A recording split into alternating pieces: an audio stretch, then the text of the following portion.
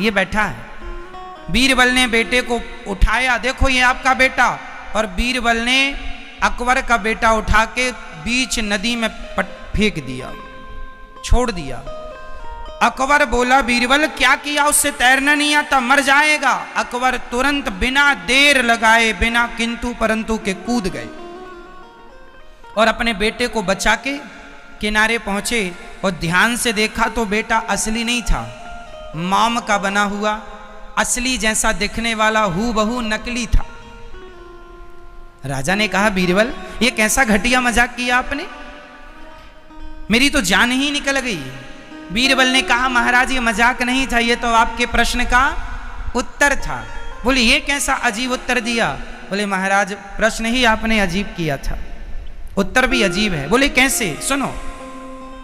जब आपका बेटा पानी में गिरा तो वहां पर हम भी थे, आपकी सेना भी थी, आपके सेनापति भी थे।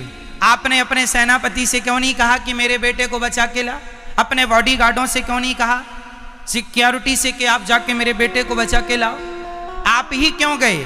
राजा ने कहा यदि मैं किसी से कहता तब तक शायद देर हो जाती, मेरे बेटे को मैं रिस्क नहीं लेना चाहता, मैं बिल्कुल भी खतरा नहीं लेना चाहता। यदि जरा भी लेट हो जाते ये लोग कूदने में तो मेरे बेटे की जान निकल जाती, इसलिए मैं खुद उस पानी में कूद गया।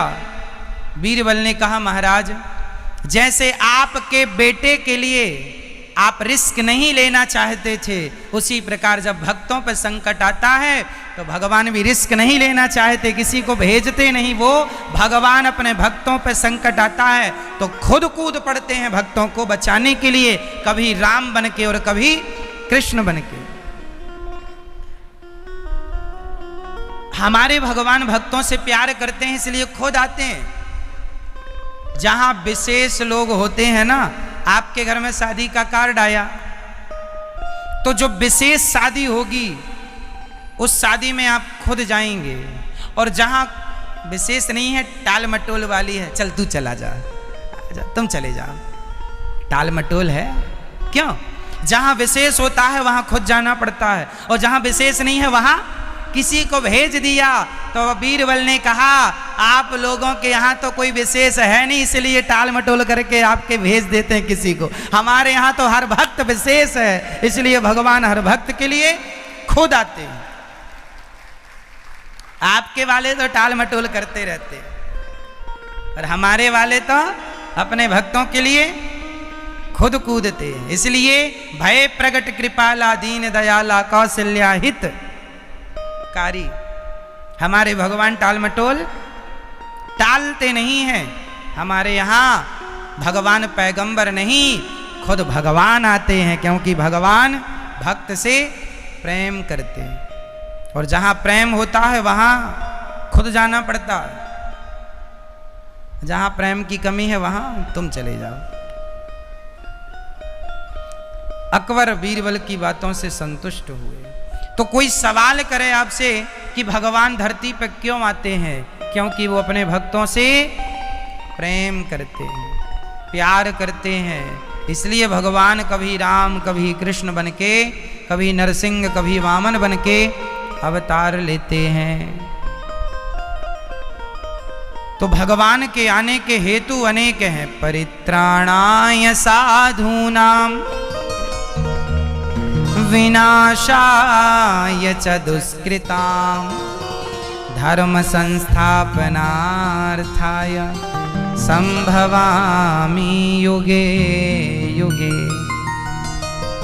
जब जब होय धर्म की हानि बाढ़हि असुर अधम अभिमान।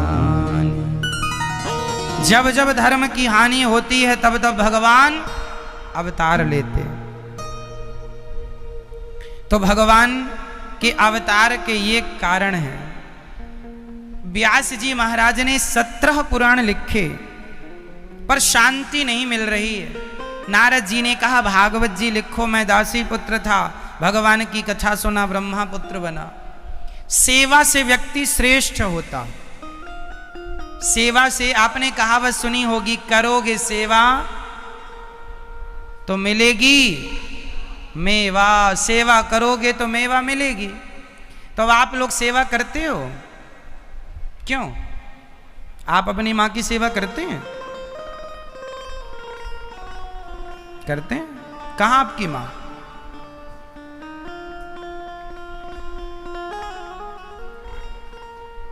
मैया करते हैं आपकी सेवा? करते हैं? पांव दबाते हैं आपके? पांव दबाते हो? पांव दबाया करो रोज 5 मिनट ही सही अपनी माँ के। आप लोग सेवा करते हो अपनी माँ? कहाँ आपकी माँ? यहीं सेवा करते हैं?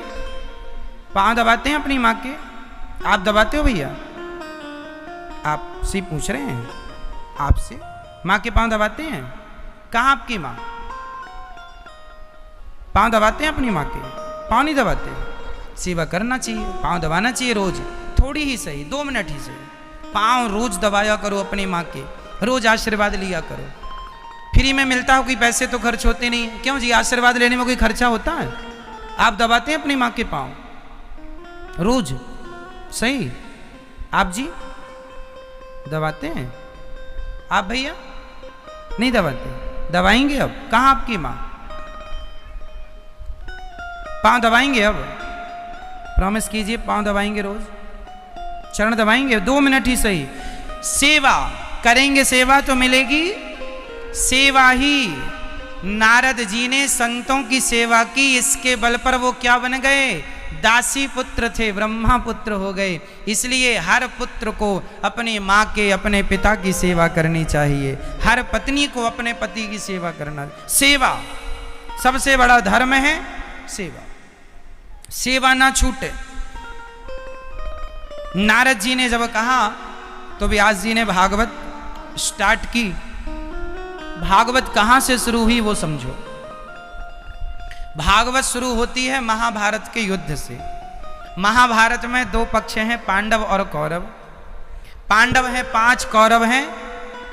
कौरव कितने थे टोटल? 100, और पांडव टोटल 5। 1 5 1 100। हुआ क्या? अच्छा, महाभारत क्या टाला जा सकता था? क्या रोका जा सकता था? हाँ, रुक जाता यदि दुर्योधन समझता तो। एक आदमी की जिद के कारण ना लाखों लोगों का नुकसान हो गया, लाखों लोग मारे गए केवल एक व्यक्ति की जिद के कारण। ये महाभारत की कथा आप लोग सुनते रहा करो, पढ़ते रहा करो। ये महाभारत की कथा जो सुनता है, जो पढ़ता है, उसके घर में कभी महाभारत नहीं होता। लेकिन समाज में उल्टी बात फैलाते हैं लोग। अरे महाभारत पढ़ोगे, सुनोगे या महाभारत घर में रखोगे तो महाभारत होगा, ऐसा लोग कहते हैं। इतना अज्ञान कहां से आ गया राम जाने। अरे महाभारत में जो लिखा है, यदि उस हिसाब से कोई जिंदगी जिए तो कभी झगड़ा ही नहीं हो। क्या लिखा है महाभारत में? आओ सुनाते हैं हम आपको। महाभारत के कुछ गलत निर्णय हम आपको सुनाएंगे। वो निर्णय आप लोग सारी जिंदगी लेने से बचिएगा। पहला निर्णय दुर्योधन का। दुर्योधन को भगवान ने समझाने के लिए शांति का प्रस्ताव रखा था। भगवान श्री कृष्ण दुर्योधन को समझाने गए थे कि नहीं, शांति दूत बन के? ये पता है आपको? एक बार भगवान श्री कृष्ण शांति का प्रस्ताव लेके गए कि पांडवों को 5 गांव दे दो और झगड़ा ना करो, इससे बहुत नुकसान होगा। लेकिन दुर्योधन ने शांति के प्रस्ताव को ठुकरा दिया। क्यों मैया, सही है? शांति के प्रस्ताव को क्या किया भगवान ने? ठुकरा दिया। और जब शांति के प्रस्ताव को ठुकराया तो परिणाम में क्या मिला? विनाश। तो पहली शिक्षा कि लड़ने के पहले, झगड़ा करने के पहले शांति की बातें करने की कोशिश करो। यदि रिश्तों के धागे उलझ जाएं, समझो, रिश्तों के जोर से,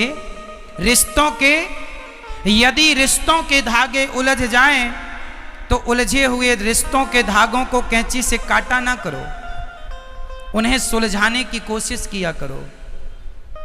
कैंची का अर्थ है जैसे पति पत्नी के रिश्ते उलझ गए तो लोग तलाक ले लेते हैं। ये तो कैंची चलाना हो गया। तलाक मीन्स कैंची, क्यों? डिवोर्स मीन्स कैंची। पति पत्नी के रिश्ते उलझें तो उन्हें सुलझाने की कोशिश करो, तलाक की कैंची चलानी ना पड़े। भाई भाई के रिश्ते यदि उलझें तो उन्हें सुलझाने की कोशिश करो, उन्हें तोड़ने की जरूरत नहीं है। इसलिए रिश्ते सबके उलझते हैं। इस संसार में ऐसा कोई परिवार शायद हो जिस परिवार में कभी झगड़ा विवाद ना हो, भाई भाई का विवाद ना हो, पिता पुत्र का विवाद ना हो। लगभग विवाद सबके घर होते हैं, किसी के घर में छोटा है, किसी के घर में बड़ा है। समझदारी यही है कि आप अपने विचार से, समझदारी से उन विवादों को आप ही खत्म करें, क्योंकि शुरू आपने किया है, खत्म भी आप करेंगे। और एक बात बताएं, घर के विवादों में पड़ोसियों को अध्यक्ष न बनाया करो।